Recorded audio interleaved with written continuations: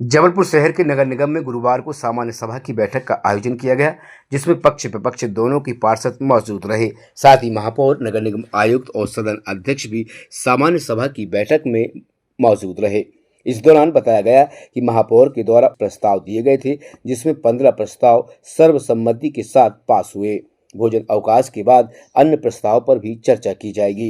इस दौरान पूर्व विधानसभा क्षेत्र के विधायक प्रतिनिधि राम मोहन उर्फ कल्लन गुप्ता ने सफाई कर्मचारियों का मुद्दा उठाया। उन्होंने कहा कि सफाई कर्मचारियों का ठेकेदार के द्वारा भुगतान नहीं किया जाता है, जिससे कर्मचारियों में निराशा देखी जा रही है। आगे उन्होंने कहा कि जबलपुर क्लब का मुद्दा भी उठाया गया था, जिसमें नगर निगम के द्वारा लीज निरस्त करने की बात कही जा रही है, जबकि 1926 को जबलपुर क्लब को लीज दी गई थी, जिसमें सर्वोच्च न्यायालय के द्वारा यह निर्णय दिया गया था कि उक्त जमीन को आधा नगर निगम उपयोग करेगा और आधी जमीन को जबलपुर क्लब उपयोग करेगा।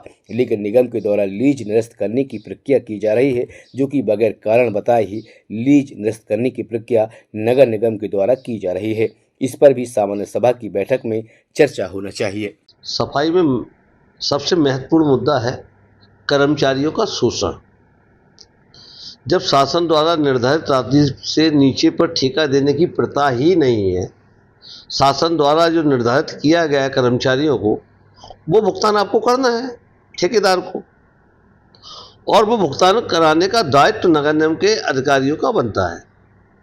मैंने प्रत्यक्ष प्रमाण दिए, पीएफ के स्टेटमेंट दिए, कर्मचारियों की अकाउंट के माध्यम से स्टेटमेंट दिए कि कर्मचारियों को लगभग 50% भुगतान मिल रहा है। तो मैंने आग्रह किया माननीय अध्यक्ष महोदय को, महापौर जी को, उनके माध्यम से नगर निगम आयुक्त महोदय को, कि आप अपने दायित्वों का निर्वाह करें। कर्मचारियों को जो मिलने वाला भुगतान है वो आधा अधूरा मिल रहा है।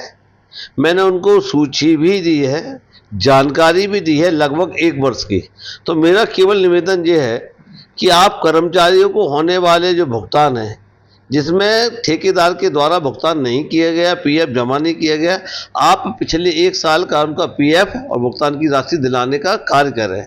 यदि इनके द्वारा कोई कार्य नहीं किया जाता तो मैं श्रम विभाग भी जाऊंगा और ज़रूरत पड़ने में श्रम न्यायालय जाऊंगा और इनको भी पार्टी बनाऊंगा, जबकि इनका दायित्व बनता है, नगर निगम कमिश्नर का दायित्व बनता है कि उसका स्टेटमेंट मंगाया जाए ठेकेदार का कि वो शासन द्वारा निर्धारित राशि का भुगतान कर रहा है या नहीं कर रहा।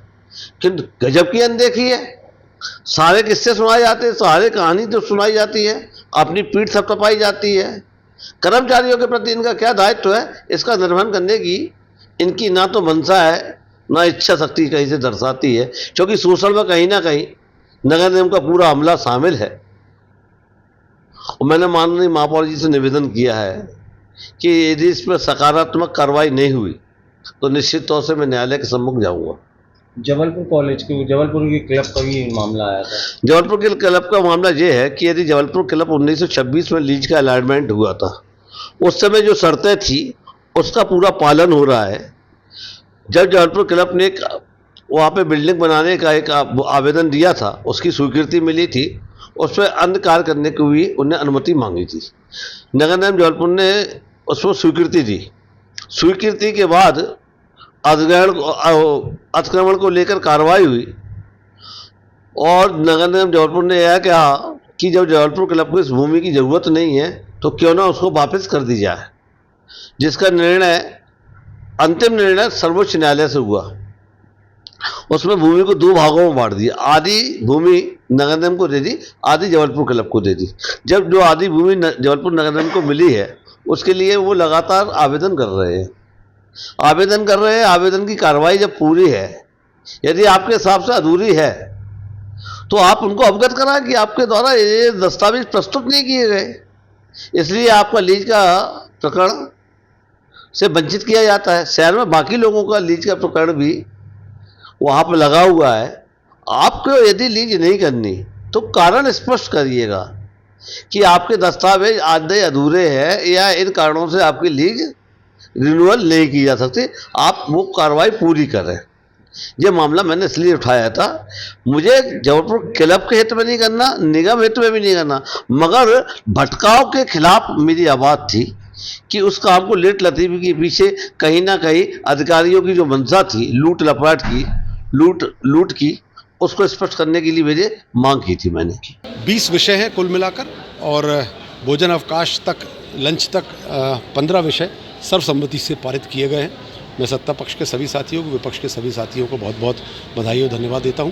बाकी के 5 विषय हैं जिस पे चर्चा अब भोजन अवकाश के बाद, लंच के बाद फिर चालू होगी, और निश्चित तौर पर सभी विषय शहर विकास को लेकर है, स्वच्छता को लेकर है, शहर को महानगर बनाने को लेकर है, शहर के जो हमारे महापुरुष या देश के जो हमारे महापुरुष या हमारे इष्ट हैं उनके नाम से जो नामांकन का विषय है, जो मुआवजे के विषय हैं, जो लीज के विषय हैं, इन सब विषयों को लेकर आज यहाँ पर चर्चा हुई और निश्चित तौर पर सकारात्मक चर्चा हो रही है। सब अपनी परेशानी भी बताते हैं और सकारात्मक के हिसाब से क्या किया जाए वो भी चर्चा होती है।